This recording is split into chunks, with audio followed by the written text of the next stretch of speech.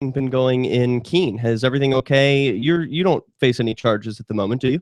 No, I'm currently charge free. As far as I know, I don't believe that I'm warranty. Um, you never know when those things are going to pop up, though. And there's in the winter there really isn't that much cop blocking that goes on, and it's kind of unfortunate because it's the first time I haven't been pressing or facing charges, so I would actually be able to go out now. But why is that unfortunate? Oh, because it's too cold for you to do some cop blocking?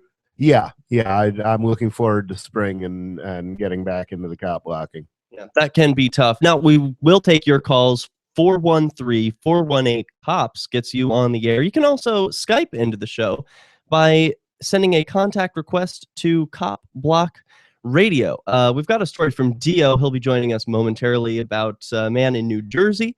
But I wanted to share with you one of these outrageous videos of federal marshals bossing around some of the activists who went, in this case, from Philadelphia to go support Ross Ulbricht, who's facing life in prison. Take a listen to this video. So what we see here, for those who cannot see on the screen, is heroic activist James Babb being bossed around by a federal marshal at 500 Pearl Street, the location of the Ross Ulbricht hearing. He's handing out jury nullification info. Can you just describe what we're seeing here on this screen, Rich? Paving. Right now it's lots of pavement, yeah, but the federal marshal actually told Jim that he was not allowed to stand out in, by the stairway where people are going to be walking, and he did anyway. I thought that was terrific, and no arrests. No one was threatened with arrest. He was just told, "Hey, you have to stand over there," and he kind of didn't. Okay. That happened a few times at the hearing. There was one instance where the federal marshals had come over to a group of activists who were recording after giving a recap of what was going on inside the hearing, and Marshall said, "Hey, you got to move. You got to get out of here," and that totally interrupted John Bush, who was giving this recap. Everyone was recording. I mean, so he was going to walk away, but Michelle Seven, who you know, came up and said, "No, we're not going to move here. We're going to continue doing what we're doing, and you're not the boss of me." Essentially, was her argument. And it flew. The guy ran right back inside and didn't hear a peep out of him the rest of the day. M7 can be formidable.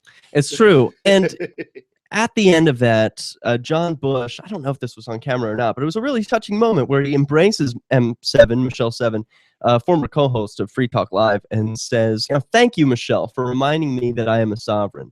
I think that's really, it's important. I don't often mix cop blocking and civil disobedience. I think that can be a little bit dangerous. Like, I usually want to choose one or the other. But Michelle so balls to the wall. She didn't mind at all. I don't even think there was a concern that she be on camera, which I would say is pretty unsafe, wouldn't you?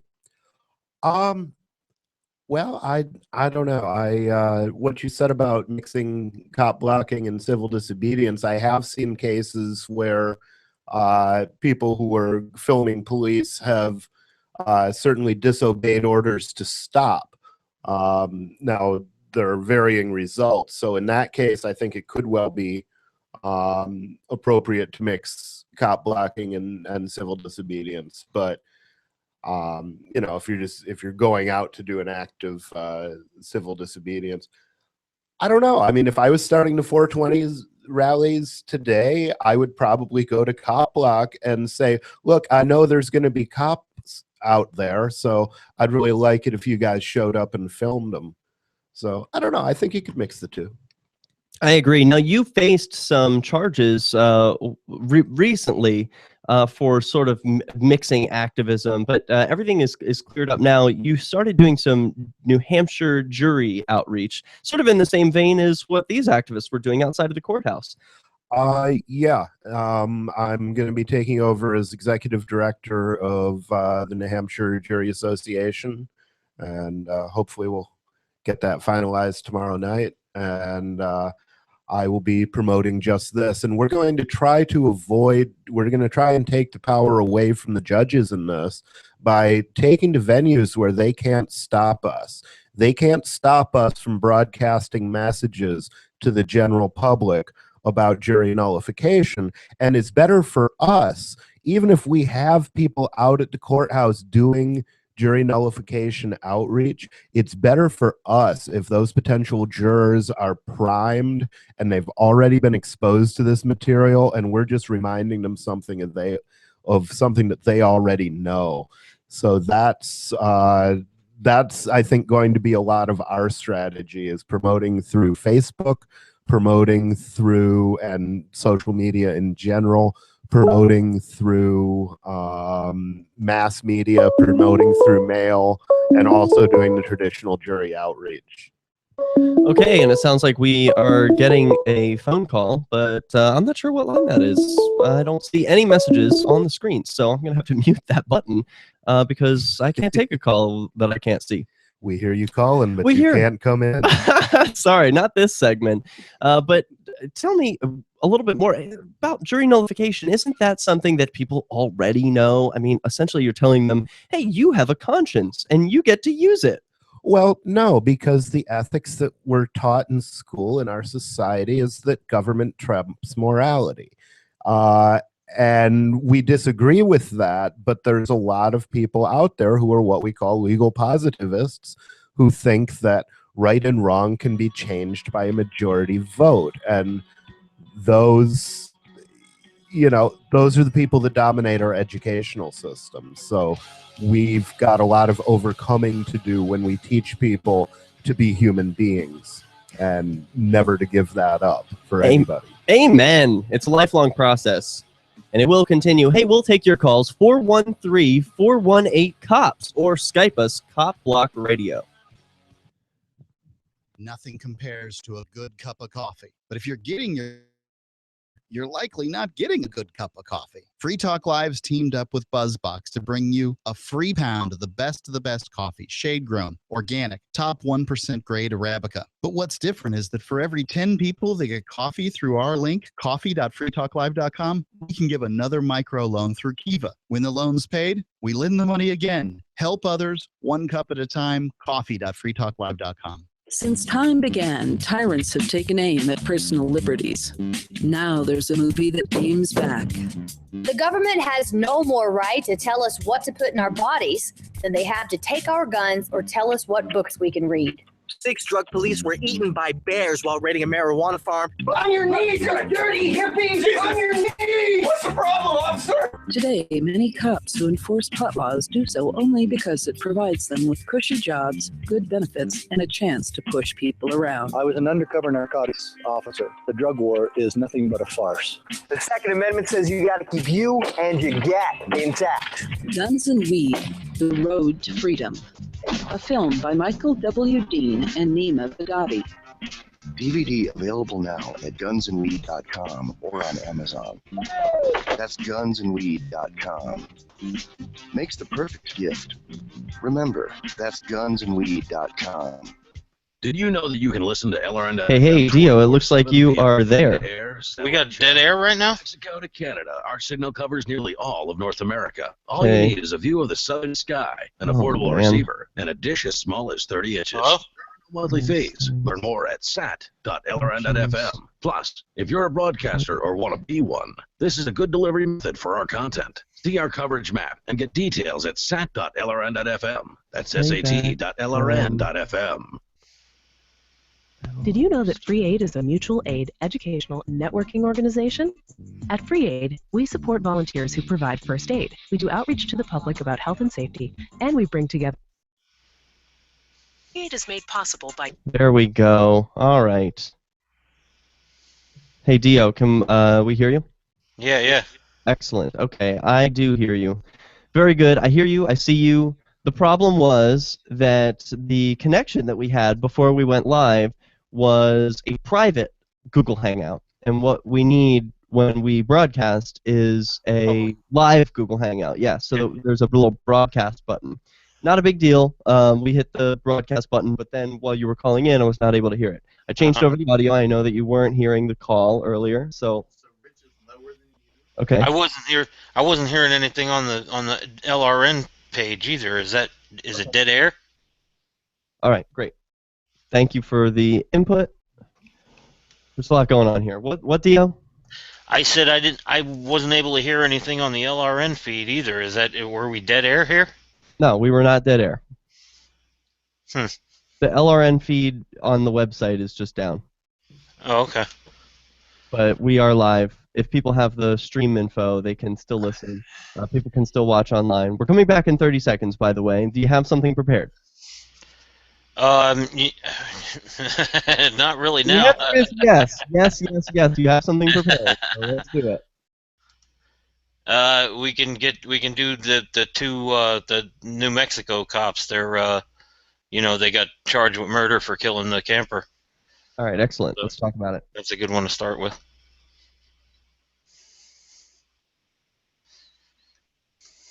In the Center for the Defense of Free Enterprise, Bellevue, Washington. Besides, we just can't have people floating about unregulated, you know. Theo, bring us back, okay? What's that? Bring us back. Ah, man. That's amp.lrn.fm. I can't get the fucking story. This is CopBlockRadio. We're live. It's Wednesday, January 14th, 2015. We want to hear from you. Our number is 413-418-COPS.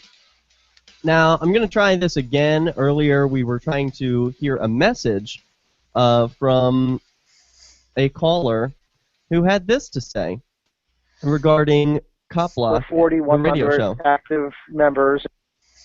Hi there. This is Jason Cuban of Cop of Harrisonburg, Virginia, in the Shenandoah Valley. Just giving you guys a call because I think we are both working towards the same goals, and I wanted to tell you a little bit about our organization and what we do. We are relatively new. We're in our second year. We have over 4,100 active members in our community-based organization, and I was hoping that with you guys and your online radio program that perhaps maybe we could help spread the word in this area to help get more people involved. Okay, we will try that again later. I'm hearing from my producer that the sound is not coming clear through LRN, so we'll just skip that. Dio, you have a story about what's going on. Is it out of New Jersey? Yeah, there was a kid that was arrested for filming. He was actually arrested for filming a car accident in which it was apparently an off-duty detective got into a car wreck and he had happened to film it. So while he was there filming it, another detective who had come up to him and was trying to look out for his buddy went and told him he was under arrest for filming. And because he wouldn't give him, it was because he wouldn't give him his camera. So he was holding on to his camera as long as he can, and finally they arrested him and stuff. And then as far as I know, I think they dropped all the charges and stuff so far already, realizing their mistakes. So where did you learn about this story? I've seen it on the CopBlock page, and I can't find it right now because we post so much stuff on there. Yeah, that's true. There is a lot of stuff on the CopBlock Facebook page. Is that what you're talking about? Yeah. Yeah. There was also, I'm seeing this, an interview from a John Crawford protester. This just published recently. There were some protesters outside. This is happening in Ohio, near you, right? Beaver Creek Walmart. How far is that from you? Yeah. It's a little haul. It's about 4 hours, but we got people down there. Virgil Vadiva's down there, and Mika's down there with Countercurrent News as well. So. And Lima CopBlock published a little bit about this. Let's hear from the John Crawford protesters in Dayton, Ohio. Yeah. Says John Crawford. Whoa. What's going on, everybody? This is Mike Freeman with I'm Allen County CopBlock. We are down here in Dayton, Ohio, at the OP John Crawford. We are standing out in front of the Walmart right here, just across from the Fairfield Commons Mall. We got a group of people. A lot of them are leaving because it's raining, but we got Micah here from the Yellow Springs CopBlock chapter. And he is out today in open carry. We were going to do this, and then we declined, and I wanted to interview this guy because you know, this is a Second Amendment right to the Constitution. We also have a right to open carry in Ohio. And so Mike, I just want to pause for a minute. Hey, you're in Ohio. It's an open carry state. Do you open carry? Do I? Yeah, Dio, you're the one in Ohio. No. I'm not allowed to. I got a felony on my record, so I'm not allowed to. Hey, wait, didn't that just happen to you, Rich? Yeah, probably the worst thing about becoming a convicted felon is not being able to keep and bear. Yeah, that is very frustrating. Okay, so that's what's going on with you as well, Dio. So what do you think would happen if you were to open carry? Do you think the police know about that, or are you just afraid you could be arrested for some other reason and then you get slammed with more felony charges? Yeah, me personally, I don't want to take the chance. So, you know, until I can get clear, I'm not going to. Personally, I carry a knife usually, so. Yeah, I was just about to ask, is there anything that you can carry that's legal to defend yourself?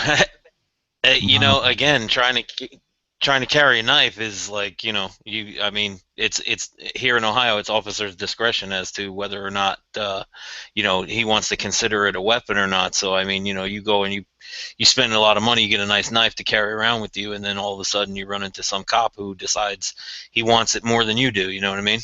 That's right. So.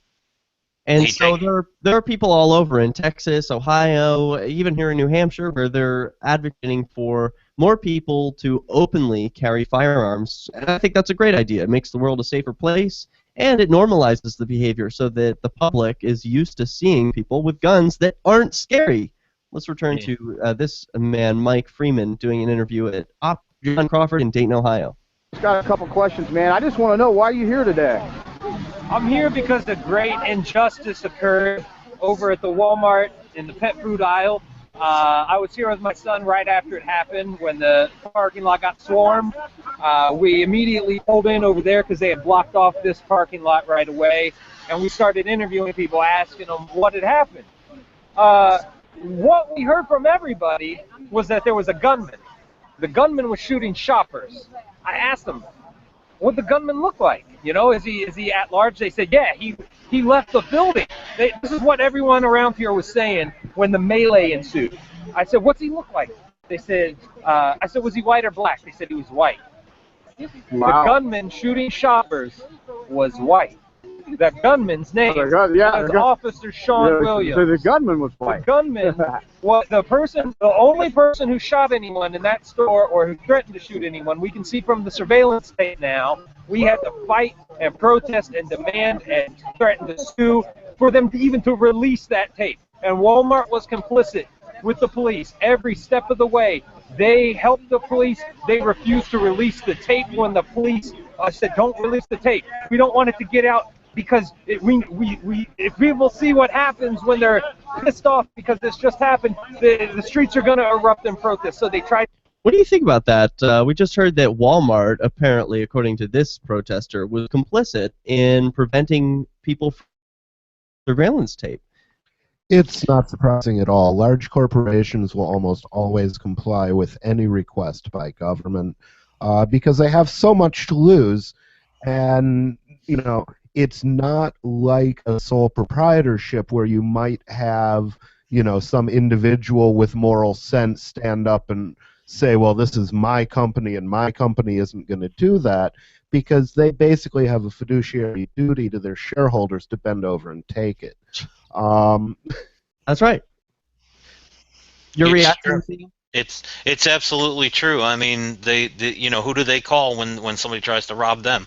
They call the police, right? They depend on the police to protect their interest as well, and that's exactly what the police do. I mean, I see it in protests out here all the time, because that's when down in Cleveland, the only thing that the police are trying to protect when people are protesting is the non-interruption of where the money's being made. For instance, the Cavaliers Stadium, you know, the Cavaliers Arena where the Cavaliers play basketball. They wouldn't let the protesters get anywhere near that arena when there was a game going on and they were protesting. You know, down at Playhouse Square where all the, you know, like your Cleveland's Broadway is Playhouse Square, and it's where all the theater is. They wouldn't let them down there. They blocked them off from going down there. This is CopBlockRadio. Why did you move to the Shire? I moved here to the Shire because there's Rock on, man. We got a caller, Tanya, who's going to be calling in just a moment. Let me make sure everything is good. What I want to do right now is I just posted on the CopBlock Facebook page that we are live. Cool. Now I have to put it on the website. Cool. Sorry, hey, Rich, how's it going? For a second, Rich. Do me a favor, Dio, and get your next story ready, please. Okay. I got something ready. All right, then get another one ready. You know, I'm telling you, you keep on asking me to do this stuff. I keep on telling you my computer can't handle all this crap. All right, well, one of us has to, and I'm posting to the CopBlock website. I'm just slow. That's all. I just can't do it very quickly. All right. We're getting a call. Where are you, Tanya? I can't see. Where's your? Oh, is she calling in on the phone?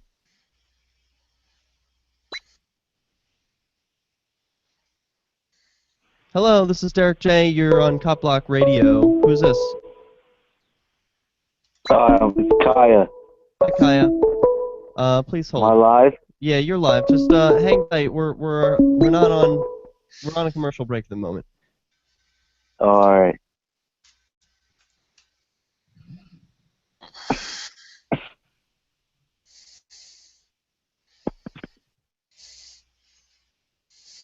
What did you want to talk about, Kaya?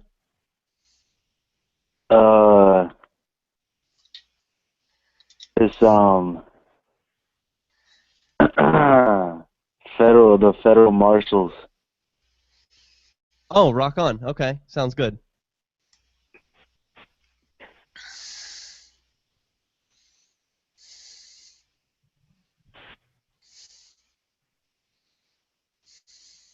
Oh shit, dude! I gotta go.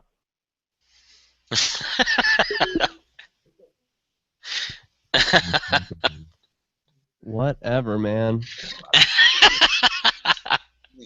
101 Reasons Liberty Lives in New Hampshire. Free State Project Early Mover. We'd like to thank you for calling in to say. Now that you've found what's happening, Rich? LRN.FM. Oh, having a good old time, living the dream. Great program. Cool. To assist you in doing so. Actually, my next story is going to kind of go into what I wanted to ask you last week that we got caught up and didn't ask you. Page flyers you print out and distribute, cool. Banners for your website, as well as files that will allow you to make your own custom banners and graphics. Visit promote.lrn.fm and help bring new listeners to the Liberty Radio Network. That's promote.lrn.fm. Forever send a follow-up email asking, did you get my email? Email 101. If it didn't bounce back undeliverable, it got where you sent it. And avoid transmedia pestering, like calling to ask, did you get my email? Or emailing to say, I left you a voicemail. If your emails and voicemails aren't being acknowledged, your problem isn't technology, it's technique. Is your message concise and understandable? Have you boiled it down to seem possible to the recipient? In other words, is it the opposite of spam or junk mail? All matters if you're a job seeker.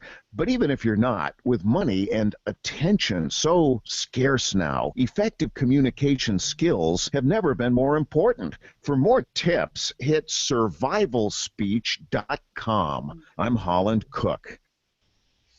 You can put the Liberty Radio Network on the air in your area. Visit broadcast.lrn.fm to learn how. Broadcast.lrn.fm.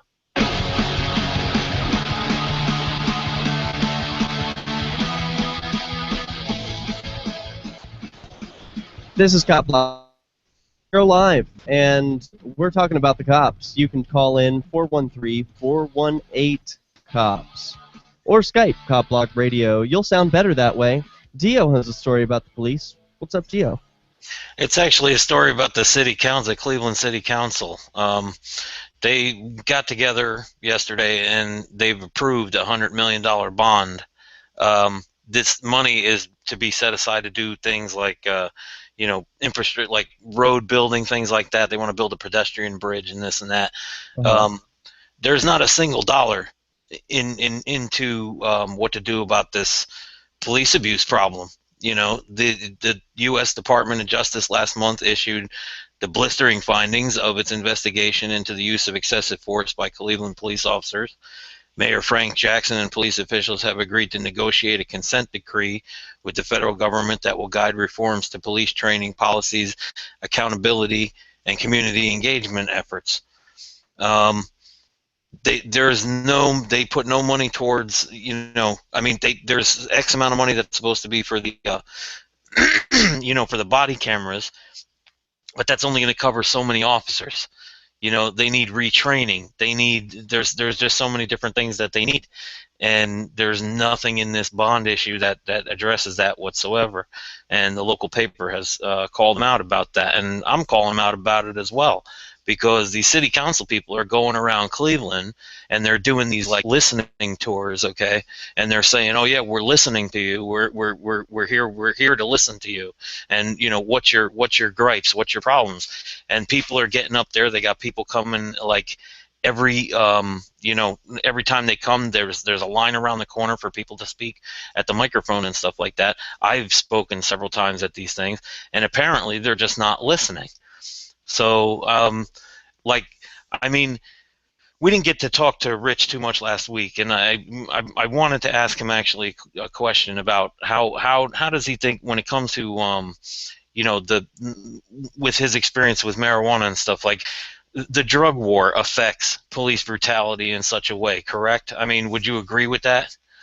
Absolutely. I mean, the drug war taken in concert with the other consensual, the other wars on consensual activity, if you will, the illegality of drugs, the illegality of prostitution, you know, it creates a situation where people want to live in a particular way, and they have an occupying army that is saying, no, you're not going to live your way, you're going to live our way. And the only way to do that, the only way to forcibly assimilate those people is through lots and lots of violence. You know, people don't necessarily live the way you want them to, and people need to come to grips with that. That was the whole idea behind the Enlightenment, is that it's better to let the other guy go to hell in his own way than try to drag him to heaven in yours. Agreed. So I've got a, is that all you wanted to say? I mean, I don't think city councilors and people are really going to listen to the people. They have no incentive to. I mean, it's just the point that the people are now, you know, nobody sees this, nobody realizes this. It's like, oh, it's another day, let's, you know, move on to the next subject. And, you know, it just irks the shit out of me personally. Hey, speaking of the next subject, Steve is calling in. Steve, can you hear us? Where are you calling from? I'm calling from Minneapolis, Wow. Minneapolis, Minnesota. All right, Steve. Minnesota. What you got for us? Well, here in Minneapolis, we've been working really hard now for a couple years on a kind of a different approach to police accountability.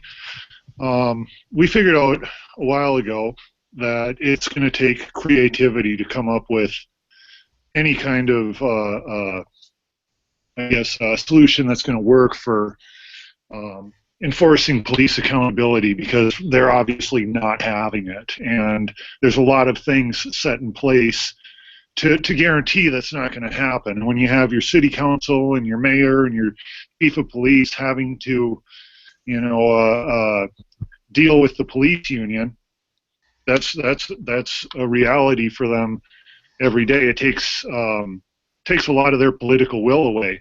So what we came up with is we've been collecting signatures to introduce an amendment to our city's charter. The amendment would require police to carry their own professional liability insurance. That's a great idea. I really dig it. I got on board with it as a campaign manager, and just trying to get the word out there locally, and also trying to get the word out there nationally, because, as you know, we need all eyes on us as we do this. Well, tell me more about this insurance. What is this going to mean? Well, basically, the city will pay the base rate of an officer's insurance policy.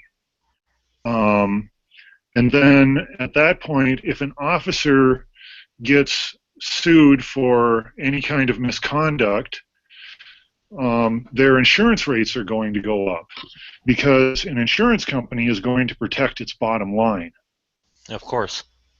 That's exactly the same mechanism that would probably protect us in an ANCAP society. That people, police who used, obviously they wouldn't be actually police, but property protection people who used excessive force would become uninsurable, and they'd have to find a different line of work. Right. Yeah, well, all private security has to be professionally bonded. Doctors have to be professionally insured. Lawyers, actually, law enforcement is it's kind of shocking. Law enforcement is a field where that isn't required, and if it was, I think it would really cause officers who love to abuse their power to think twice about it, because the city pays their insurance rate. It's not going to cost them anything. No good cops get punished. Well, so this is a great idea, but have you made any progress? Is the city considering it? I actually brought this up to one of the councilmen in Cleveland, and gave him this idea, and he was interested in it, of course, as much as a councilman's interested in somebody who talks to them on the side of the road. But he hasn't, of course, said anything to anybody else about it. So it kind of died there for as far as I know around here. But hopefully they have more luck with it in Minnesota. Well, the problem there is bringing it to a city council person and asking them to go with it. A lot of stuff has been introduced to city councils to try and reform the way law enforcement does things, and it goes nowhere because those city council people have to deal with the police unions. What's unique about what we're doing is it has to be a national thing, that's for sure. It has to be something that's adopted by every police force. It can't be just a few pick and choose to who's going to go by it. Why not show them how well it works in one small area and then let it spread? Well, because that's the police unions. They're not going to let it happen. That's why. Wait, what was that, Dia? There's some crosstalk. I said because the police unions are not going to let it happen. Well, yeah, that's the big fight. Is the police unions? They do not want it. But the unique thing about what we're doing is it's going to be, it would be something. An amendment to the city's charter is something that goes up for a general vote. The people vote on it. Mm-hmm. So once you collect your necessary signatures, you turn them in, they get verified, and then it goes up for a vote by the people of the city. And that's where you kind of get around all of that. I don't know. Well, have you had a vote on it yet? What's that? Have you had a vote on it yet?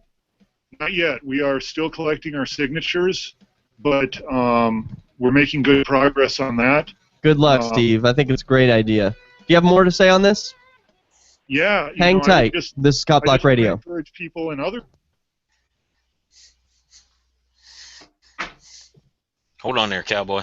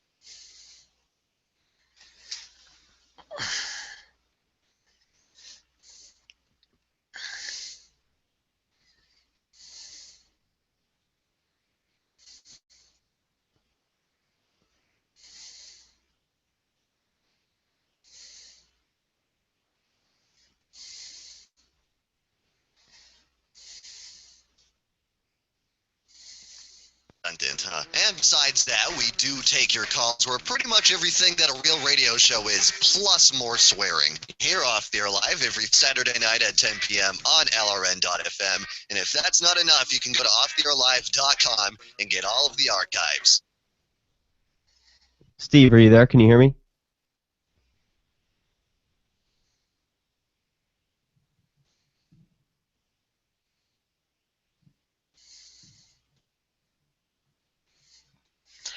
Hey Derek, that link I sent you in the chat there, it's a video story. It was the next story. It was about the OSU game and the police tear gassing people. So if you want to play that video. .fm. This your family. Hey Dio, I had you muted. Were you talking? Oh, yeah, I was actually. I sent you a link in the chat there. That was my next story. That's actually a video story. Okay. Hey, if you wanted to play that video, that's about the Ohio State game and the cops pepper spraying the people after they were celebrating after the game. Excellent. Yeah. I would love to watch that video of people getting pepper sprayed. Hey Steve, you back? Yes, I am. Sorry about that. Ain't no thing, man. We're having a hell of a show tonight. I was having some audio problems earlier. Everything is fixed now. The mission is to put a post on CopBlock, the website, that we are live at the moment. So I'll be doing some things. You'll be hearing some ads for the next 2 minutes. Cool? Cool, man. And LRN gets a cut. Please do your online shopping at shop.lrn.fm. Hi, I'm Derek J. I don't want a politician to represent me. To me, government is the idea that one group of people can coerce everyone to comply with an edict or face increasing punishments, up to and including death. Despite perhaps the most noble of intentions, the best government services are a far cry from what could be provided for by voluntary interactions. Besides, the people who call themselves the government wage wars and put peaceful people in jail for crimes involving no victims. Starbucks used some of its money to drop bombs. I wouldn't shop there. So why would I support the American empire? The empire does not require my consent. Derek J's Victimless Crime Spree. Watch it for free and order the Director's Cut DVD at victimlesscrimespree.com. That's victimlesscrimespree.com. You can connect with the Liberty Radio Network via our Facebook page at facebook.lrn.fm. That's facebook.lrn.fm. Welcome back. This is CopBlockRadio, and we're live. We're talking with Geo. Hey, what's up, Paul? Hey, man. Rich Paul just stepped out for a moment. He'll return. But we've got Steve on the line, and he's telling us about what he's doing. He's a dreamer, Steve is. He's getting some signatures together and hoping for a vote that's going to change the way police insure themselves. Other businesses, other security agents, they have insurance, and they pay for it themselves. Is that correct, Steve? That's correct. But police, And they're different. They don't pay for their insurance themselves. They are paid for by the state. Is that correct? Yeah, actually, there is insurance. That's how states and cities pay their lawsuits. Yeah. But the individual officers don't have a policy on them. So when they're sued, it doesn't go against that officer. Right, I see. So And it's we're just trying a to change collective. Yeah, it's just a collective. The police department, and then the city sort of like foots the bill of whatever the one guy does wrong in the police department, right? The whole department has to Yeah. pay for one guy's mistake. Yep, that's exactly how it works right now, and we're trying to put it on the individual officers. Excellent. So you said you had more to say on that. yeah. Go ahead with your thoughts. Well, you know, the main reason I'm calling in is because I want to encourage anybody listening in other cities to look into how they can do it in their city. And I sent you a link to our website. I would encourage anybody to feel free to get a hold of us through there and ask us how we're going about this, because it's not an easy thing to do, and you definitely have to dot your I's and cross your T's. we're happy to share with anybody how to do that. We really want to see this become a norm. I'm sharing with the video audience what your website looks like right now. We've got the Committee for Professional Policing, and the website, for those who want to look it up themselves, is cfppmpls.wordpress.com. Tell us, that's a long acronym. What does that stand for? It's Committee for Professional Policing, and then it's the .wordpress.com is just because we're on a WordPress.org. And MPLS, that's Minneapolis? Minneapolis. Yeah. Got it. Okay, excellent. And it says $20 million? What's that all about? That was over 8 years. That needs to be updated, actually, because you know, it's been more since then. That was as of 2 years ago, I think. But that was over 8 years. That's what it's cost the city, and you know, some of that. I mean, we have cops in Minneapolis walking the beat who have cost over $1 million in lawsuits personally. Yikes! But no, they're never held responsible. I mean, did they at least get fired? Nope. Nope. What? Who would want to keep a man on like that if they're costing the city so much money? Somebody wasn't paying for it. Ah, that's right. Incentives matter, huh? It's true. Incentives matter, exactly. Boy, and it sounds like Bingo. Yahtzee. Yeah. So that people are held personally responsible for their actions. And isn't that what it's all about? I think that's what cop blocking is really all about, with holding a video camera and making sure that these people, these individuals who are committing actual crimes, causing victims, are held responsible, badge or no badge. Yeah. Any other thoughts, Steve, before we move on? No, I just want to thank you guys for what you're doing, and you know, the effort you've been making. It's getting noticed. It's raised a lot of awareness, and I salute you guys for it. Keep up the good work. Hey, thank you, Steve. You too.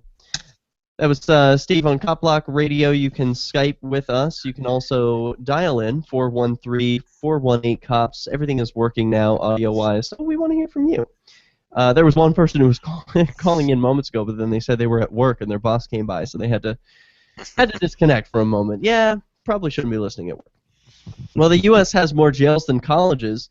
I've got a map of where those prisoners live. Take a look at all of the pink on this U.S. map.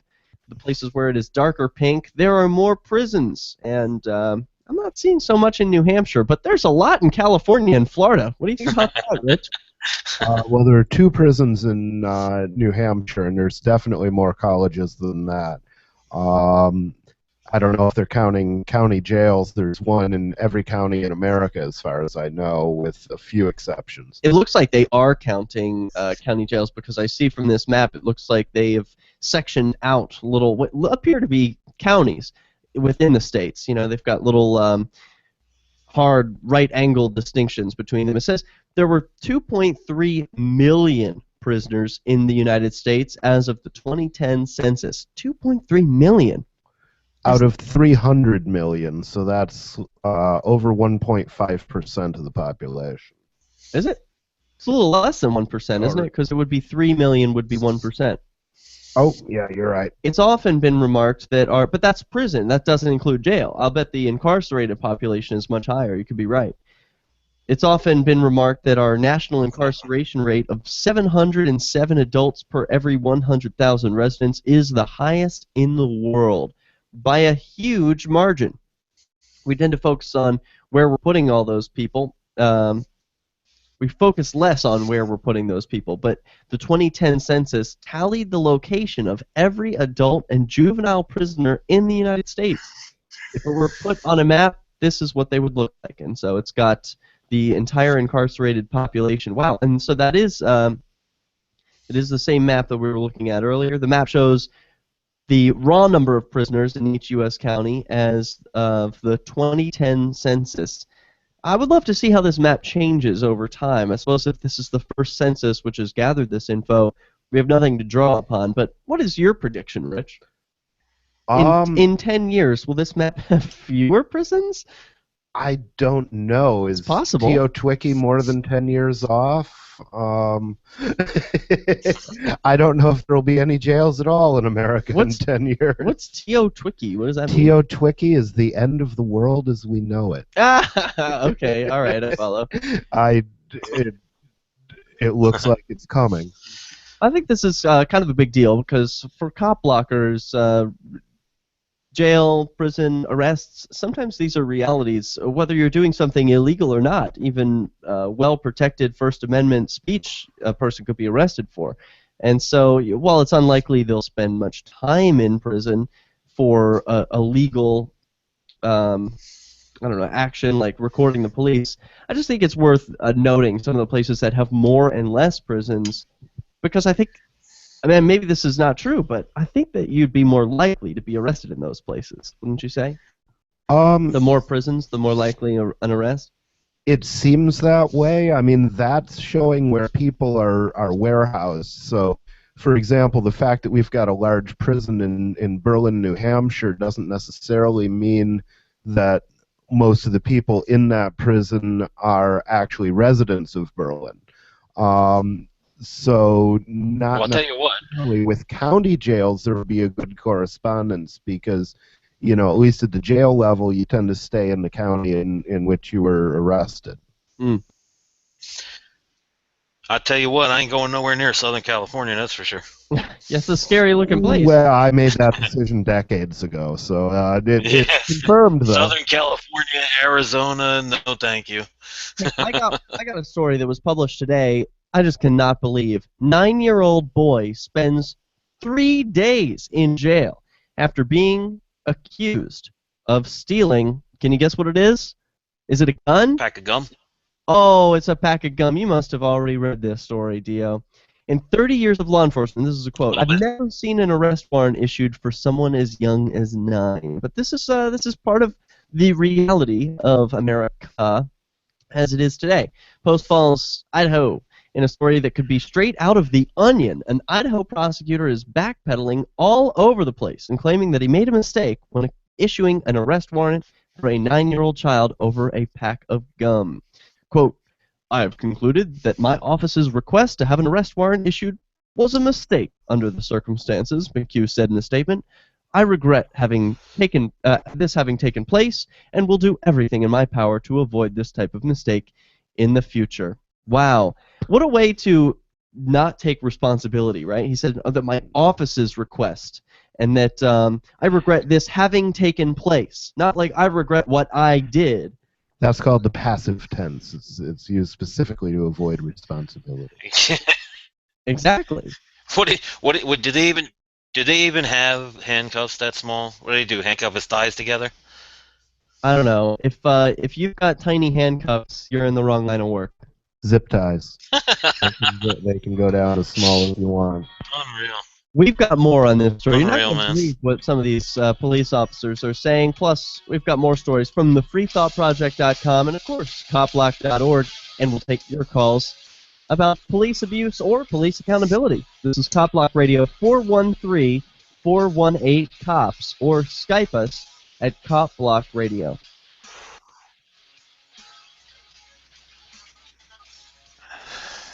I am a non-attorney spokesperson. Attention men who've taken androgel A or non-attorney any other testosterone spokesperson. therapy. I want a non-attorney spokesperson. Okay, yeah, great. the people. Yeah. There's the people. Well, he did steal a pack of gum. Right. He did steal. You got those people. Yeah, there are those. Yeah, you got those people.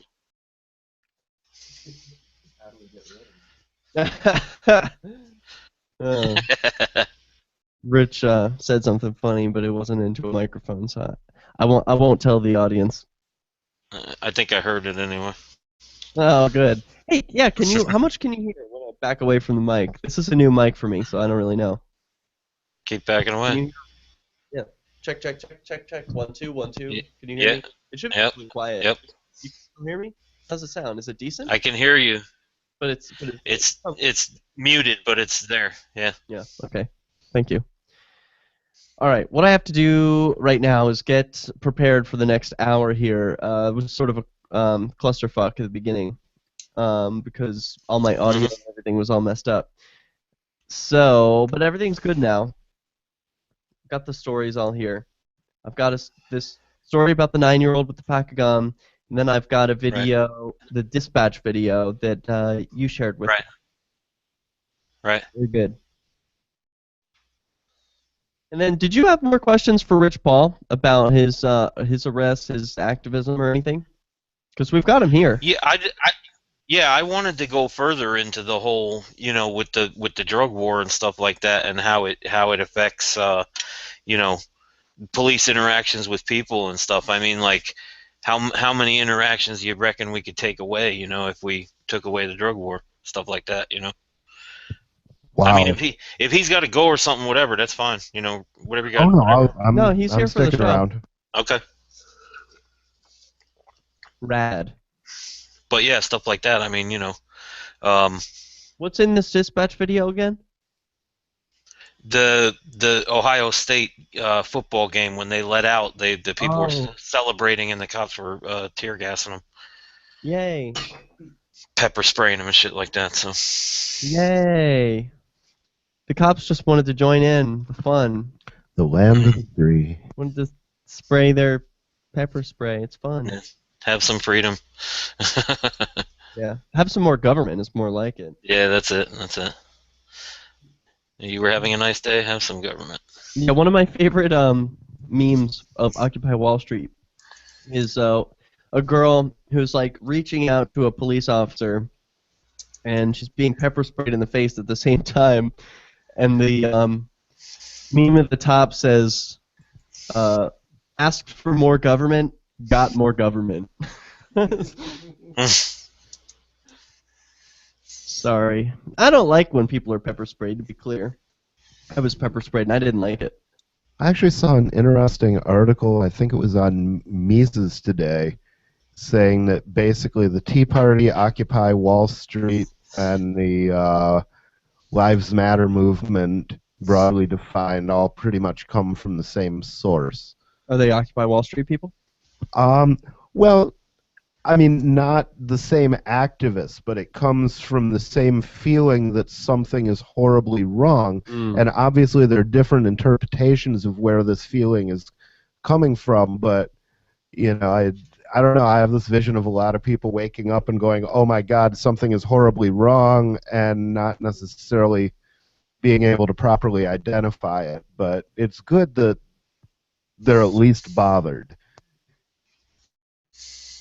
Well, look at that cognitive dissonance. It goes a long way, dude. It's like denial. It's you can travel a long way on that shit. Oh yeah. Conspiracy to take out his enemies. While a grand jury was not able to get an indictment on the murder for hire charges in this case, we're hearing about Ross. Was indicted on said charges in the state of Maryland. Yeah, you need to talk about that more. Back for the defense, as Judge Catherine Forrest has included the allegations as uncharged crimes, which require no proof whatsoever, yet they can still be discussed in front of the jury. The Liberty Beat is sponsored by WatchMyBit.com. Yeah, if you have questions about it, you can just ask me. I'm going to talk mostly about it tomorrow on Peace News. I'm still kind of collecting my whole thoughts on the situation. It was pretty... It was uncomfortable. The whole thing was just... Ugh. But at least the campaign was very successful. Too successful, in fact. Did you hear about the threats? No. So maybe I should save this for on the air. I'll save it for on the air. The judge made some threats. Yeah, just go over a quick little who he was and what, because you went to the trial and everything, yeah? So. Yeah, I was at the trial yesterday, but I left today. Yeah, I'll talk about that. No, just give people a little overview of who he is and what he's been charged with and all that, and I was surprised how many people didn't know. I thought everybody knew about the Silk Road. I was at a bar around the corner from where the trial was happening, and I asked the bartender, she was like, who are you all with? What are you all doing here? was like, oh, activists from all over the country who came to support Ross Ulbricht. You know, the Silk Road. Blank stare. Just what? And I was like, oh, he's this guy who had a website where you could buy drugs. And she was like, totally, like, she furrowed her brow, like, what the hell is this guy talking about? Website where you buy drugs? And I'm like, yeah, it was great. She said, so are you here to support him or you're against him? I'm like, no, we're support him. We're in a bar. What do you think? We're anti-drug? Like, you serve drugs. Don't you get that? No, get it, man. no. She does. No, she does not get it. They do not get it. That's what you're talking about. That's what I'm talking about. That's the kind of attitude that people have. Is like, they do these things, and it's like totally against everything that they stand for in the first place. But they don't understand how it equates like that. You know, they don't see alcohol as a drug. They don't see nicotine as a drug. They don't see, caffeine as a drug. You know. So it's never gonna click to them. It's never gonna equate that shit in the 1930s you'd have been arrested too. you know. The people, right? You know, people think that the status quo is normal. You know, and that's generally what they're going to compare everything to. So if you want to change the status quo, the burden of proof is on you. Oh, man. That's tough. It's true. It's very, very difficult. Yeah. It's an uphill battle constantly. And it seems like, I was listening to Free Talk Live earlier, and I heard this callers call in about, something or whatever. Had needed basic liberty explained to him again. It's just like, thank goodness for the shows like Free Talk Live that are willing to just constantly fight up against this wall of questions that are always coming. They're legit questions. Oh, we're coming back. Sorry. This is CopBlockRadio. We're singing the praises of Free Talk Live over here during the breaks. This is hour number 2. You can call in. It's Wednesday, January 14th, 2015.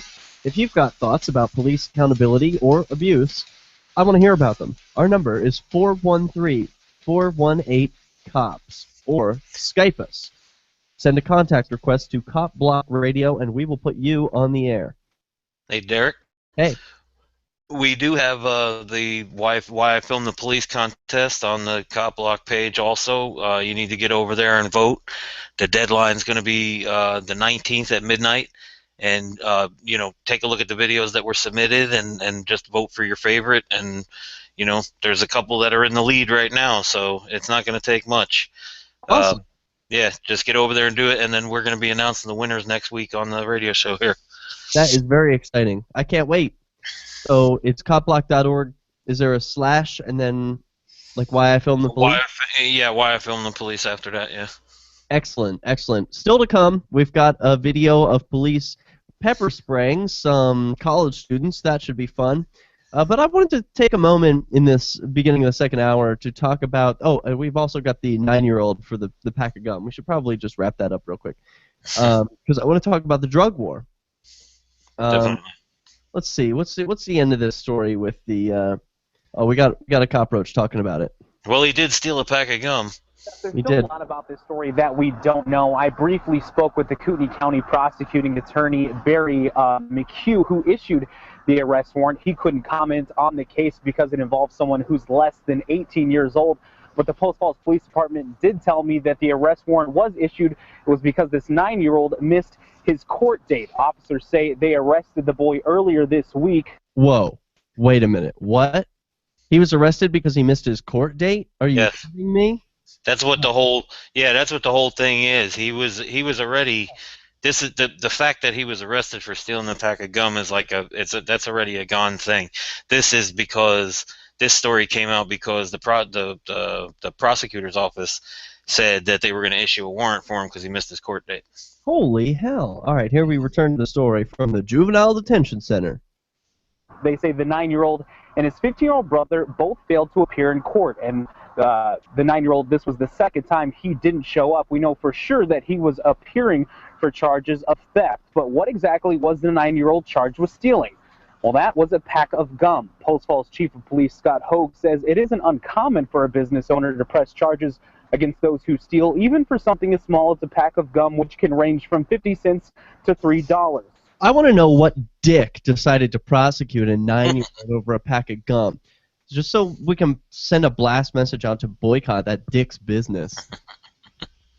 Well, that's just calling it. that kind of person up and telling them what I think too. Oh, yeah, that's a good idea. Like, maybe instead of boycotting, because I don't live around that area, I could call from New Hampshire and say, hey, you suck for prosecuting that 9-year-old. How dare you drag a child into court over a pack of gum? You couldn't find some more reasonable solution? No, stealing isn't right. I don't agree with that. But you don't bring a kid into court for it. Yeah, I mean, Well, that's the whole thing, isn't it? Once the business owner filed the charge, right? So then he's after that, and the police come and arrest him. He's in the system, so they're basically going to stand behind we were just following what we normally do anyway. Right. You had something to add? You had something to add to that, Rich? I did. All right. You. So the URL, Liberty Phoenix lets us know live. Thank you, Liberty Phoenix. He says that URL, copblock.org/why I filmed the police, takes me to the contest announcement page, not the submissions. So to see the submissions, I suppose you're going to have to go to copblock.org and find them on the front page. And look it up. And look it up. There's this whole thing. Once you're on the computer, you've got the internet. So it will be on the interwebs. Yes. No.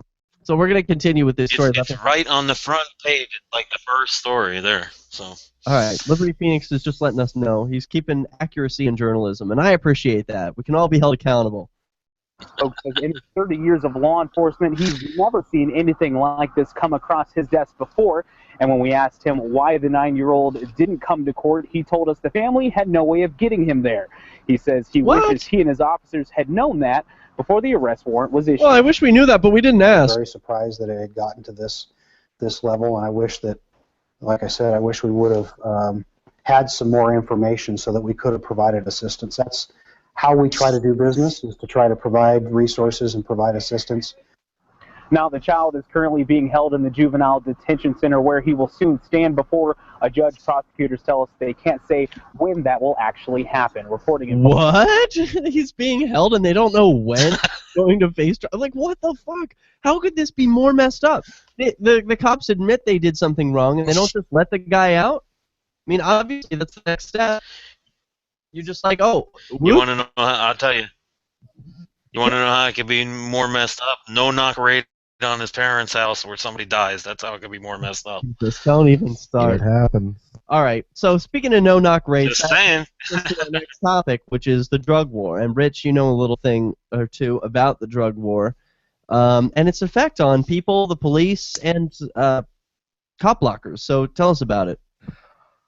Oh, wow. That's pretty open-ended. It's pretty broad. But no, Dio, you had a more dialed-in question, didn't you? You had something you wanted to talk about regarding the drug war. Well,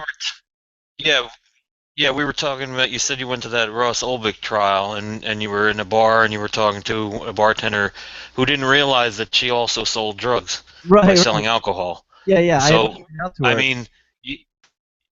Yeah, well, so... Yeah, so right, it's the thing of it is... Go ahead, Dio. The thing of it is that how messed up is people's thinking, right? So it's going to be pretty tough to end any kind of drug war. But look how it affects people. I mean, look at how it affects the interactions between police and the public. If the drug war would be over, it would lessen the interactions by at least 50%.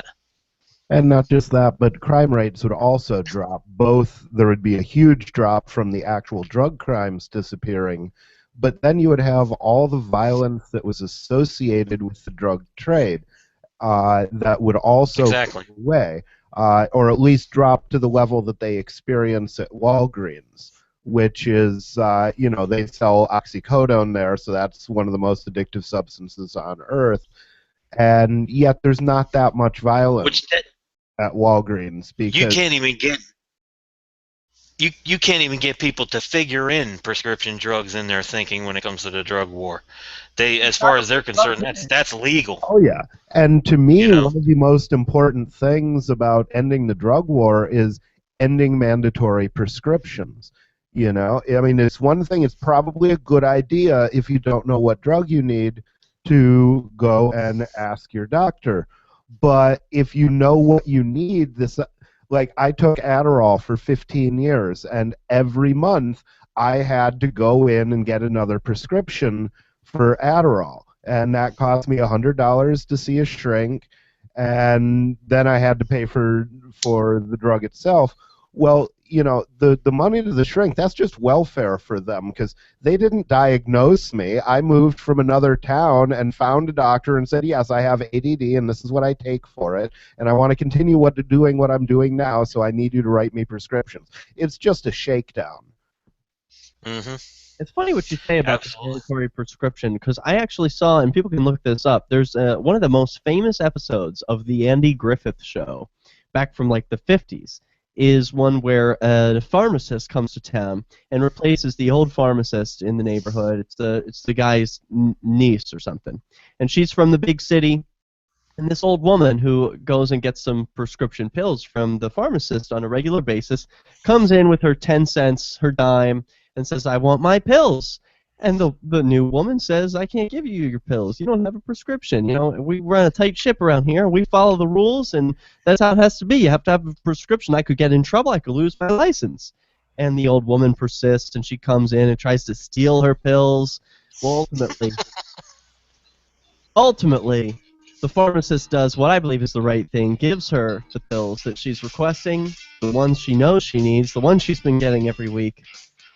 Should I tell you the end of the story? Turns out they end up being placebos. Go watch it. It's still fun. Andy Griffith Show, so wholesome. And what would it be like if cops were still like Andy Griffith? Were they ever? You wanna move to the free state, and you're looking for some real estate. Well, Oh, yes, 4 minutes. Yeah, we're on a 4-minute break now, Dio. And we've got that dispatch thing. We're rocking and rolling. We're going to talk about Ross Ulbricht and the drug war in the next segment. Sounds good. And if we lose steam, we've got that dispatch video to play. Okay.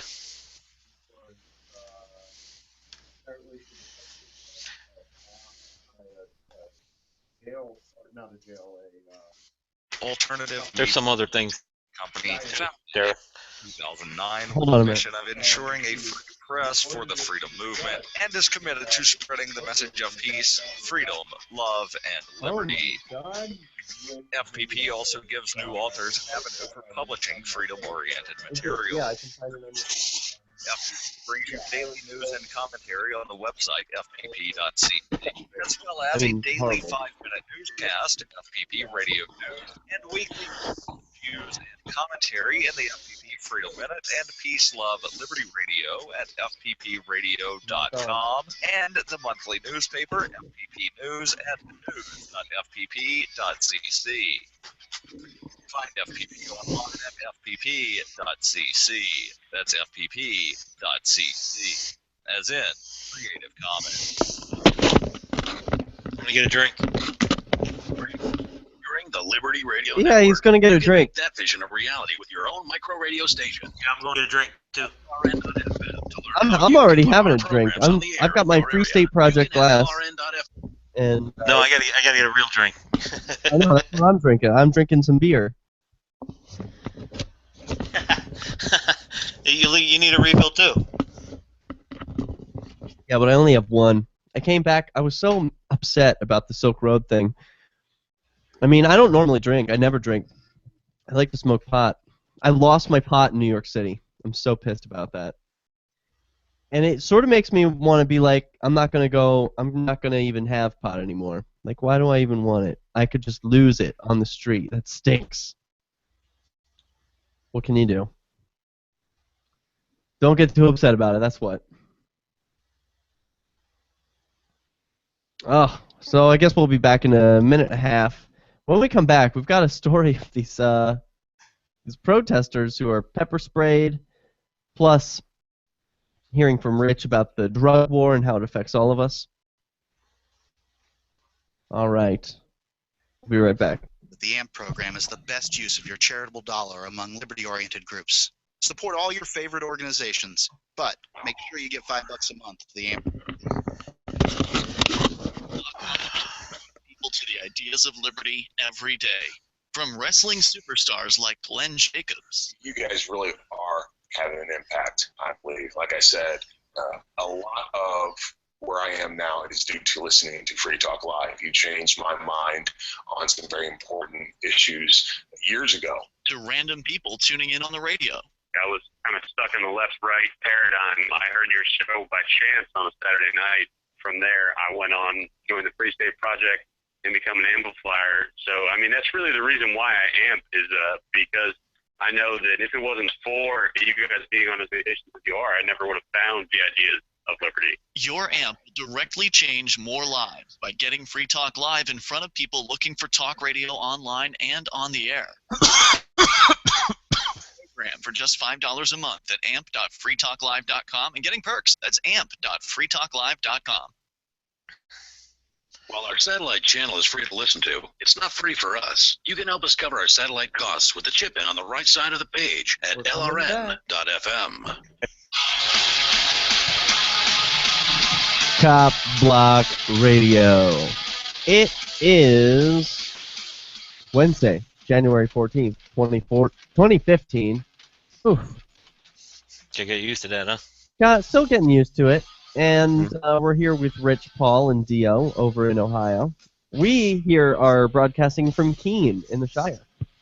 Wonderful Keene, come live the dream. It's the Liberty Media capital of the world. Wait, let me try that again. It's the Liberty Media capital of the world!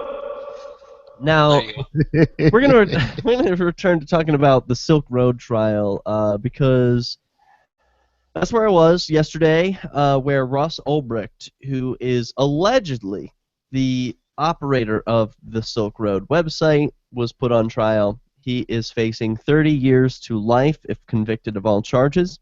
What is the Silk Road, you ask? It is, well, maybe Rich can explain it.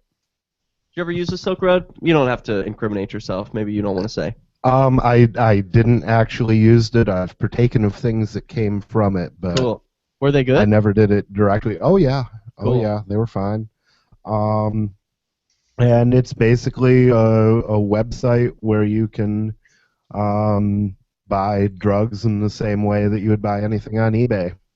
You pay with Bitcoin, which is right up there. Ah, nice. And it is if you do it right, an untraceable medium. You Right. have to send things through an exchanger and what have you. And, they've had mixed results in keeping these sites up. I think we're on Silk Road version 3.0 now. Is that Something right? like that, yeah. It's called Silk Road Reloaded, and it's on I2P, which is different from Tor. The first Silk Road was on Tor, which is a sort of anonymous browser that you can use. It masks your IP address, basically doesn't tell anyone who might be snooping on your connection where you're coming from. Yeah, and my understanding is there are some issues with Tor. Yeah, it was created by the and its use government. in that part, in that capacity. Can't yeah, really see, trust that's. I mean, if I was working for the NSA, I'm kind of a subversive guy, so I would want to set up things like search engines that claim not to store your search history, specifically so I could see what people were wanting to see that they didn't want me to see. But I'm. Yeah, it kind of sounds like it was that kind of thing. There was some shocking evidence that was revealed today about the way the FBI was pursuing Ross, the alleged mastermind behind the Silk Road. Now, the defense team said that Ross did create the website, but he's not the Dread Pirate Roberts, who was like, I don't know. I don't understand what the difference between that is. But I didn't go inside the trial because I don't want to go. I don't think any justice can happen there. I don't think anything good can come of me being in that federal building. You have to get touched by federal officers. You have to give over a government ID, and you have to give over your phone and all kinds of electronics. So I just wasn't down for that, and didn't find it to be worth it. There were plenty of media people covering the trial.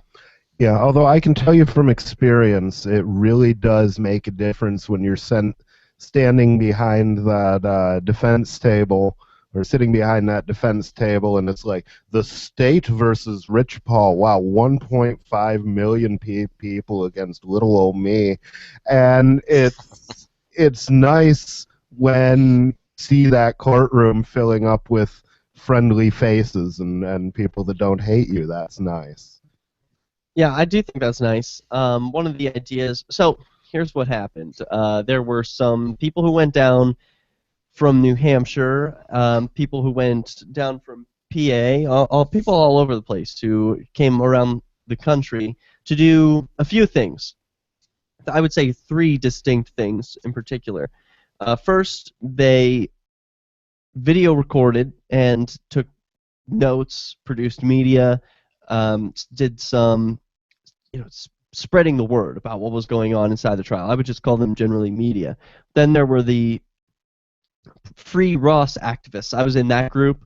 I was specifically protesting Ross's caging and the trial itself, saying Free Ross, 30 years for an honest website, and questioning that. Then there was a third distinct group, the jury nullification people, who were busy handing out information to the public about the concept of jury nullification.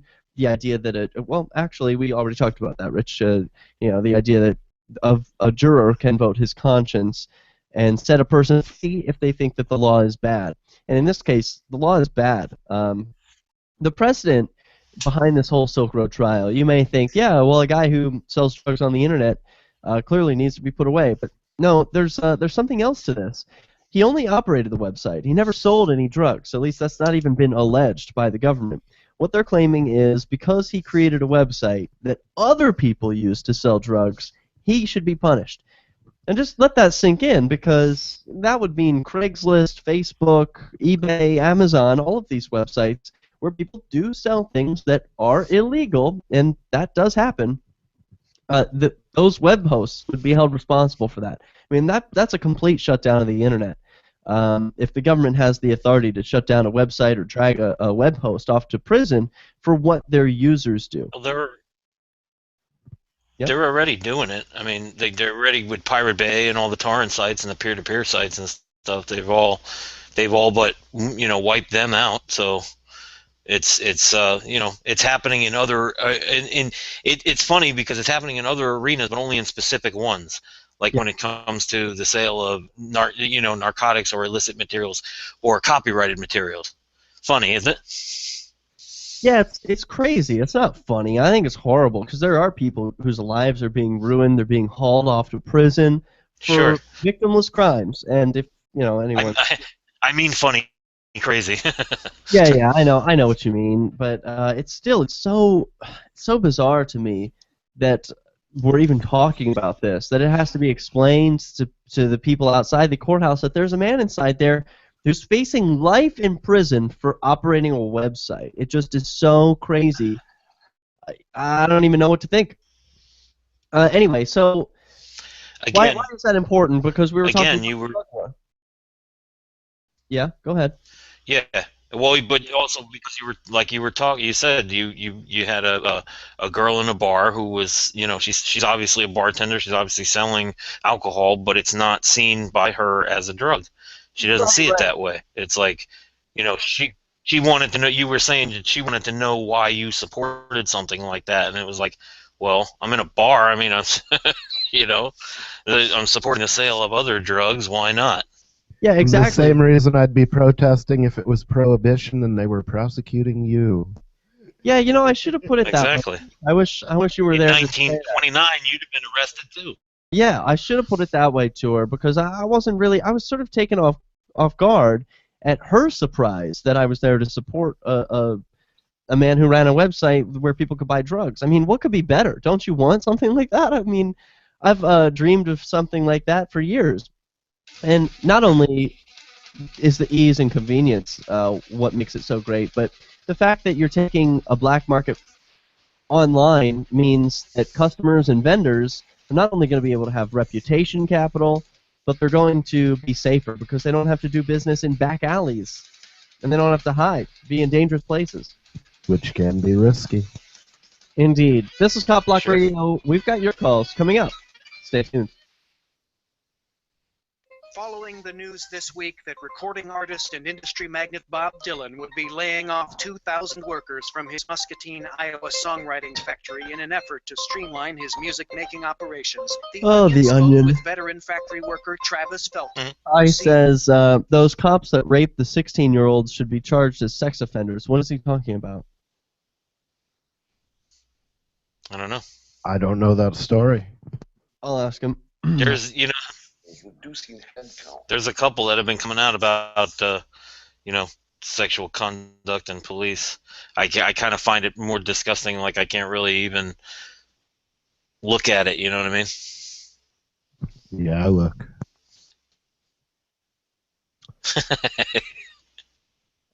We got a question from Nathan. He says, "How's it I don't feel?" like the way you said that. I'm sorry, what was the question? How's it feel being in New York? Does it look like a normal city, or do you see people being oppressed on every corner? Well, that's hard to say. As a voluntarist, I see oppression in all kinds of things. Help, help, I'm being oppressed.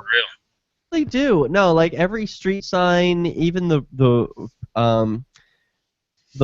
white and yellow lines on the road, like all of it. I just am so again.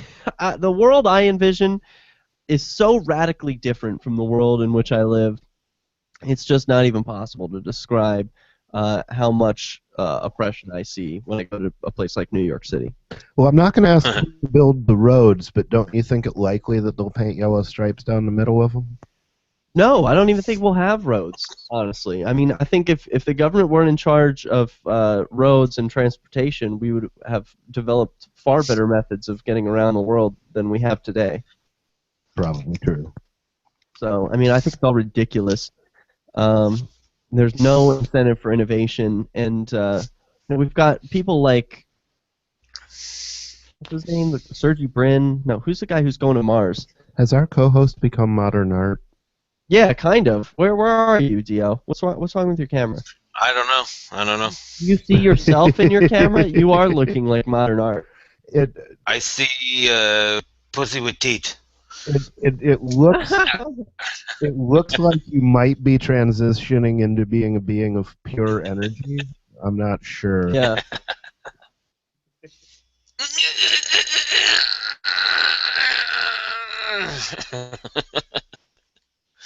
Almost there. You could have just stepped out to the restroom.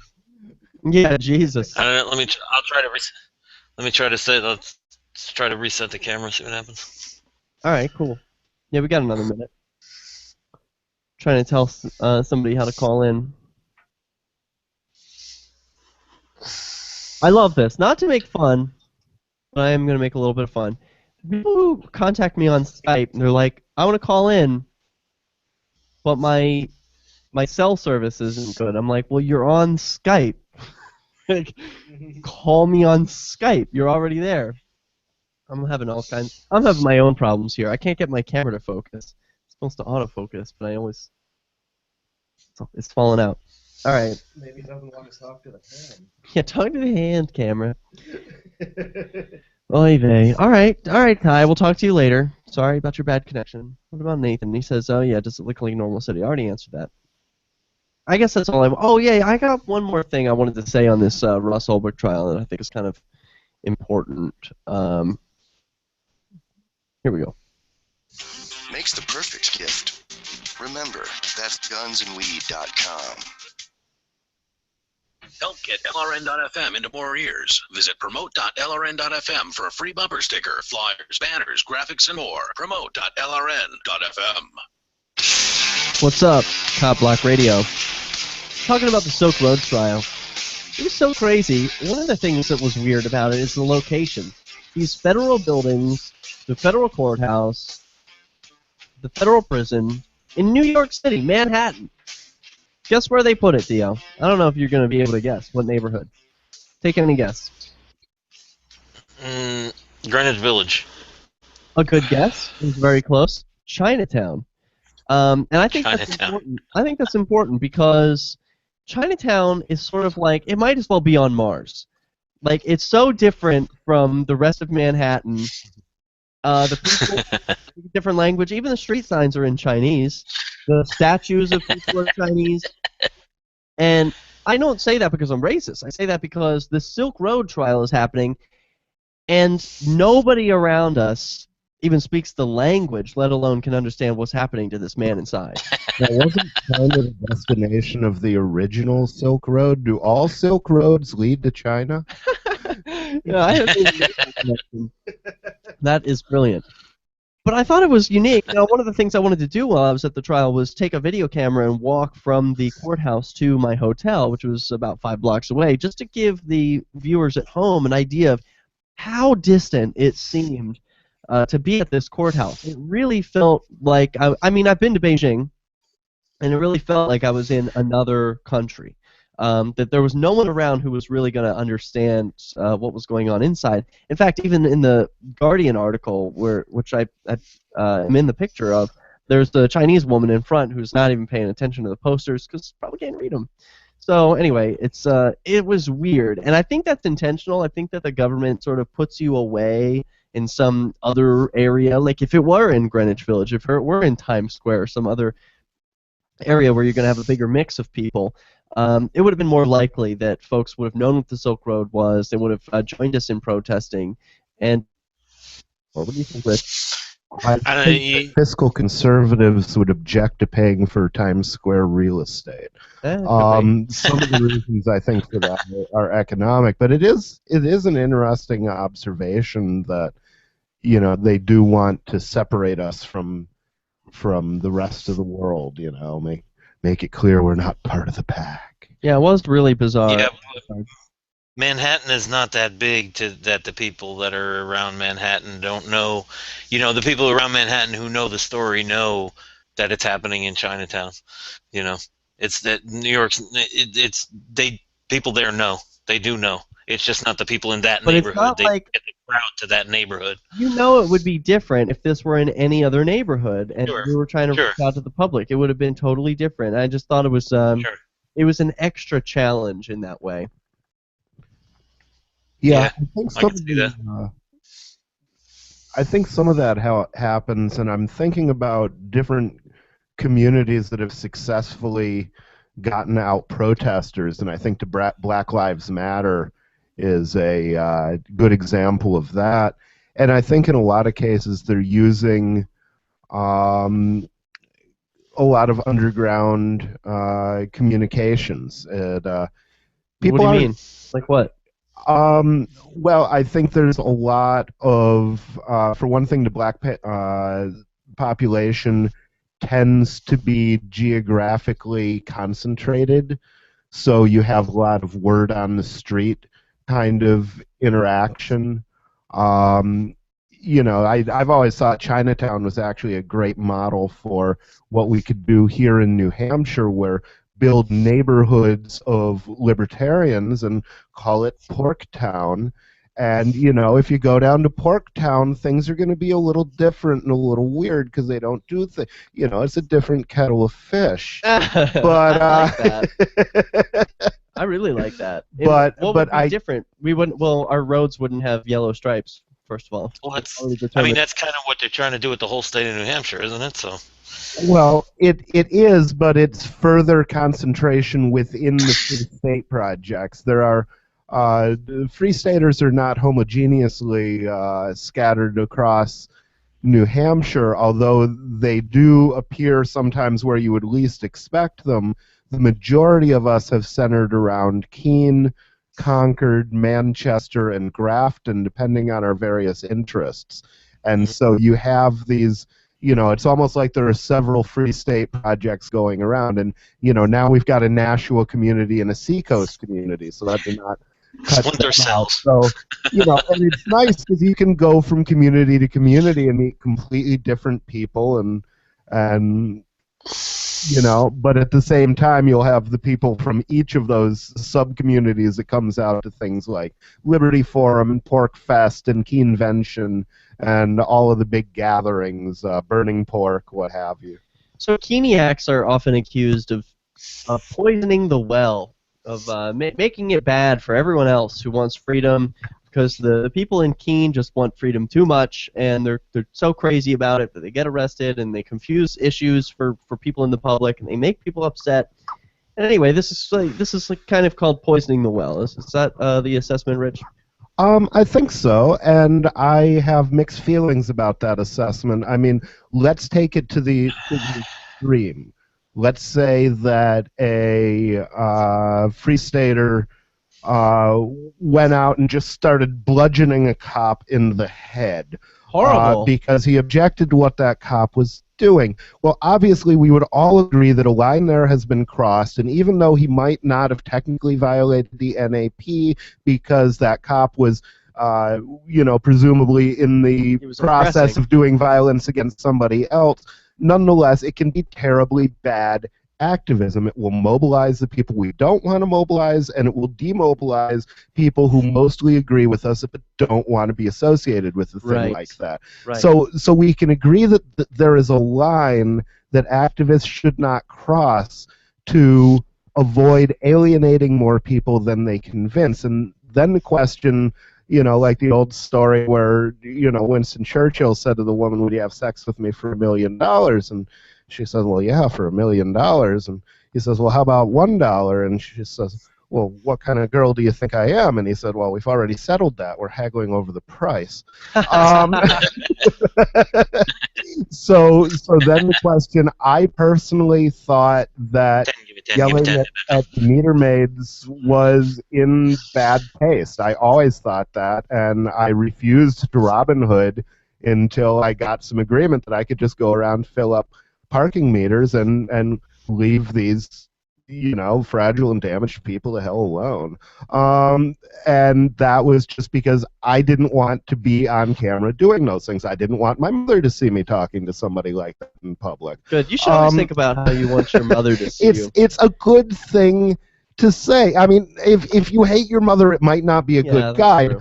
But, I love my mother, and I don't want to embarrass her, and I'm happiest if I can keep my activism within that which she would find, reasonable and effective. And actually, she did support the 420 rally. They both support ending the war on drugs. They're not libertarians by a long stretch, but, they can. There's nothing that they look at that says, we were really ashamed that you did that. They say, well, you were following your beliefs, and you did it with a fair amount of class. So, it's not what we believe, but we respect that you believe it. I bring up. Go ahead, Dio. I just was going to say that it's funny that way of thinking. Okay, like that's when you start. When you start challenging people's foundations on things like that, you didn't do anything wrong, Rich, because there's nothing wrong with what you did. That's the thinking that people have to get over. I've long since said, like, I've long since been saying that, like, let's stop hiding marijuana from children and stuff like that. There's nothing wrong with it. You're teaching them that there's something wrong with what you're doing, and there's really not. And the worst thing about it is it puts it in that category of illicit drugs, and in that category, it's in very bad company. Yes. It's amongst things like heroin and meth and cocaine, things that nobody should ever do. They're just a bad plan. But yet, once people find out that the authorities are lying about marijuana, they think, what else are they lying about? I better find out about this other stuff. We'll find out. There's some of that involved. When we come back, it's CopBlockRadio. Shiny badges. Shiny badges. No, that sounded great. Sorry, Dio. Are you hearing the music okay? That's fine. Yeah. All right. Do you know our ins and out points? I can message them to you. We have a little clock that we use. No time. Yeah, no, I have no idea. Read the meter. What? Yeah, that I have no idea. In-out love, or no time for the old in-out love. I've just come to read the meter. Yeah. Right. Yeah, I asked, and I'll bring this up on air. He's become a troll. Who has? Oh my God! Look at him. He's a Wow, that's a hell of a mug you've got there, Dio. The way you're Bro, you are looking so World of Warcraft. You frighten me. If you had an axe, I'd be giving you my money. Oh, great. Give me your money. I like your whole setup there, Give Dio. me that pole.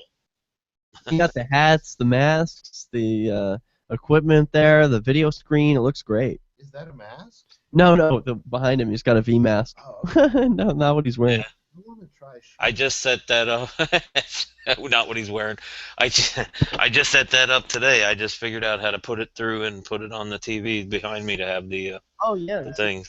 Go over like how to put videos on and shit, because I'd like to shoot something like that, but I'd like it to be multiple people in one room, plus maybe the callers could connect via Google Hangout. Yeah, they but can. The rest of us would all be in a room, and I think that's great.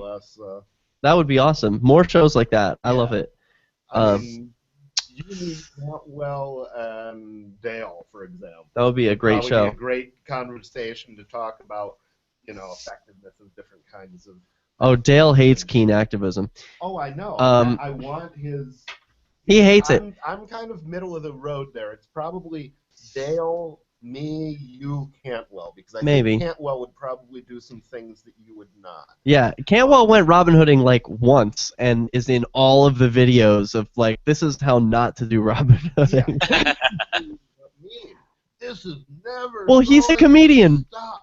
He was funny. I found it to be hilarious. He produces videos with a different intention than I do. I'm not a comedian. I would have found that funny. Yeah. In a comedy movie, I don't have to have compassion for the other character. Yeah, this is also a long-running comedy movie. It's called Our Life, and we have to deal with these people every day. So, I mean, yeah, for him... We're not put upon, because, basically it's pretty much a done deal that I will never live in my ideal society. I'll come as close as I can, but I doubt that it's going to... I may not see it. Right. I've looked down from the mountain. Man, I hope so. I hope Made Safe is going to do it. Out in the woods, that's where you go. That's what you got to do. Made Safe. You heard of Made Safe? It's a new idea for a distributed internet. And basically, instead of websites living on servers, websites live on personal computers, and people can have copies of them like they would a torrent file.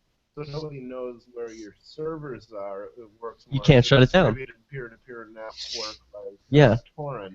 And I've heard something about this before. And the more it would be held encrypted on the hard drive, so that basically you don't even know what you're storing. Possibly, that's an idea I hadn't considered. That's actually a description of a project that I encountered maybe 10 or 15 years ago. Hold that thought, because we're coming back.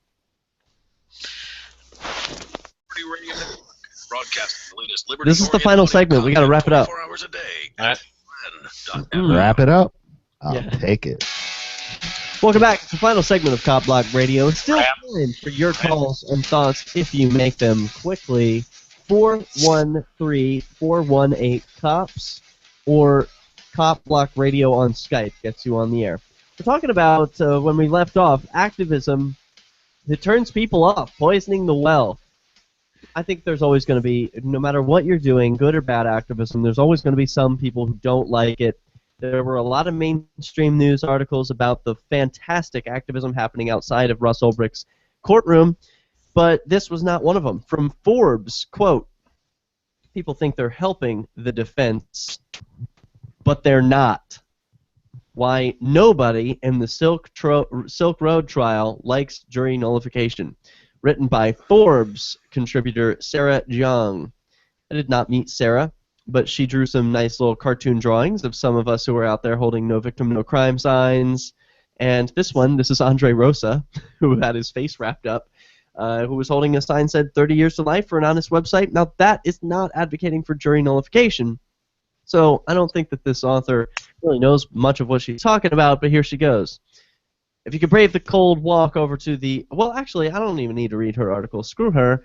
I just want to talk about the topic. That she didn't like it. And there are always going to be people who don't like your activism. I pointed that out. I posted this on Andre's profile page on Facebook saying, hey, look, they drew a cartoon of you. And he was like, yeah, that's definitely me. And then Brandon Ross, an attorney here in the Free State Project, commented, "Not helping the defense, that's for sure." I was like, "Fuck you, you lawyer." You know, all these lawyer types hate jury nullification. What's the deal? Are we really poisoning the well? Away from their business. It takes away from their business. I'm not there with you, bro, and here's why. This is partially from having been a defendant. You would know. In a legal proceeding, I can understand what's going on in Ross's mind to some extent, or at least I've been in similar situations. And well, we don't know what's going on in Ross's mind. Nobody's even asked him. We haven't spoken to him. Well, we know what's going on in the defense attorney's mind because he's been vocal about it. Yeah, well, the thing is, the defense attorney works for Ross, and it's fair, it's a reasonable guess, and also has a fiduciary requirement that he advances Ross's interest as Ross sees it. Well, I don't think he's doing a very good job. What I said to my attorney, my public defender, when I went in, is that there are things that are more important to me than not going to jail. So you have to let me assess for myself what my interests are, and I'm balancing political interests versus my penal interests. Right. Because on the one hand, I don't want to go to jail for the rest of my life, Yeah. but on the other hand, whatever time I do in jail, I want to get something for that price. I want my story to move people, and so to the extent that we could pursue political goals at a reasonably low cost, from my point of view, then I was going to pursue those goals. But there are things that I did not pursue. For example, I really wanted it to be seen on the camera, and these trials would have been widely watched on YouTube if I had actually won. I wanted people to be seen not standing for the judge. Yeah, that was awesome. But at the same time, when the jury was present, I asked people to stand for the judge, and the reason is I didn't want to bear the cost of creating possibly serious ill will in the minds of the jury for the relatively small benefit of having that little protest going on in court. So, and it's such a balancing act, and it's so dependent on your own personal values and the nuances of the case that is really hard. I will generally respect the defendant's wishes, whatever they may be, and I will assume, the lawyer cannot go out and say, "You guys are doing great, keep it up." But he can keep his mouth shut if his client wants to. And Ross, if you're listening to this and you're not backing what your attorney says, then you need to know that they need to sing a different tune. Well, Ross can't watch this in prison, so I'm going to be writing to him, and I'm going to be asking, is this really what you want? Because I was very upset at that decision and at the defense attorney's words. And it sounds like, correct me if I'm wrong, that the argument is these activists are poisoning the well. The people who are advocating for jury nullification are doing a bad thing. They're creating harm for Ross. The other thing that you can do if you want to have a relationship with Ross while he's in terms of getting his opinion on what the activism that surrounds his trial, and I spent a lot of time with Wendy trying to coordinate that and get it to the level that I wanted, but not past the level that I wanted. What are you talking about? Communicating with Ross, or communicating with the outside world yourself? Communicating with Ross. Oh, okay. One thing that you could do is hire an attorney for a couple $100 to represent him in the matter of his media.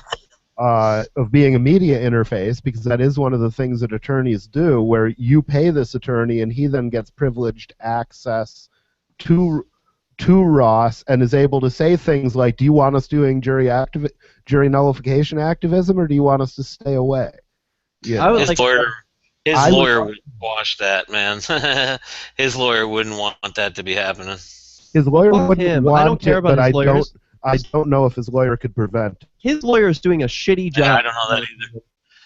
Hey, that may be the case, but, you know, I mean, you asked a question about why is it that, you know, attorneys don't want people talking about jury nullification and stuff like that. This is bad for business for them, man.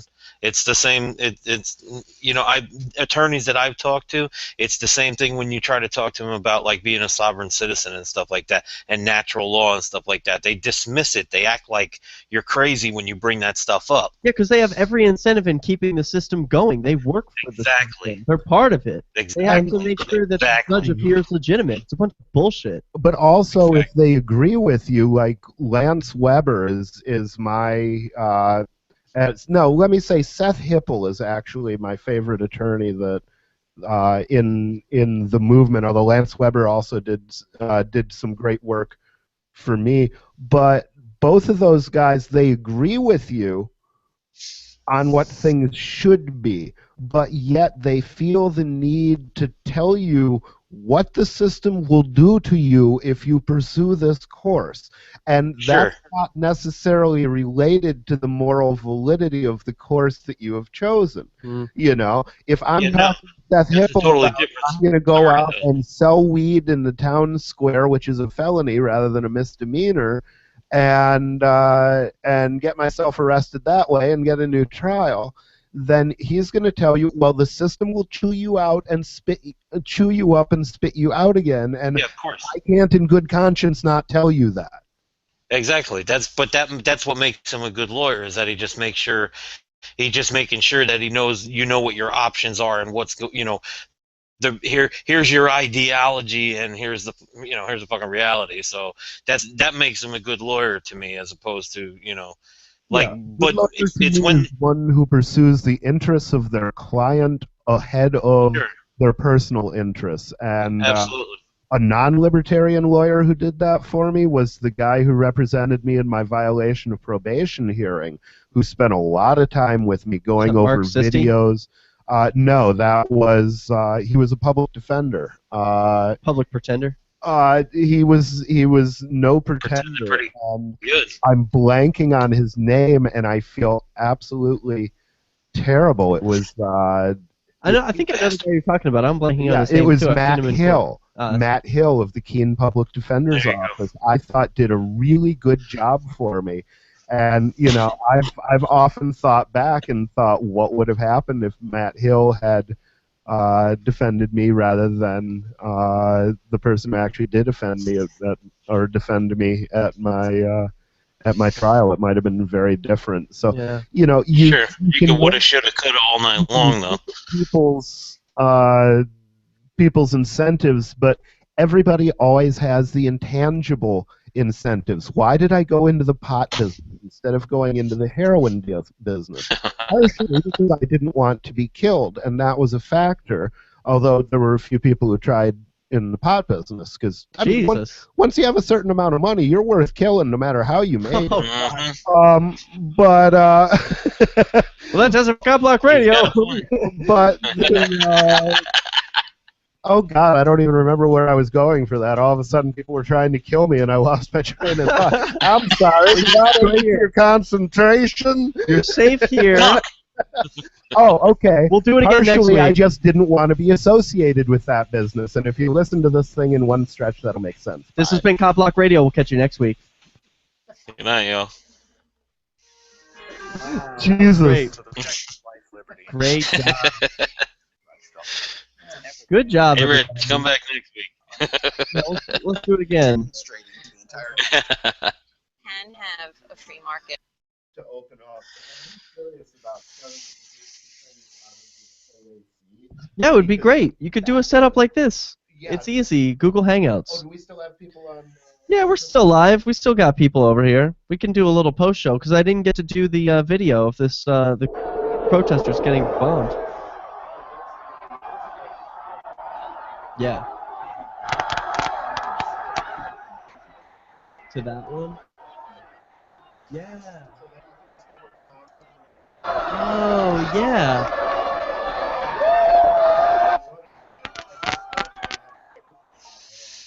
other hand, I wish the other guy.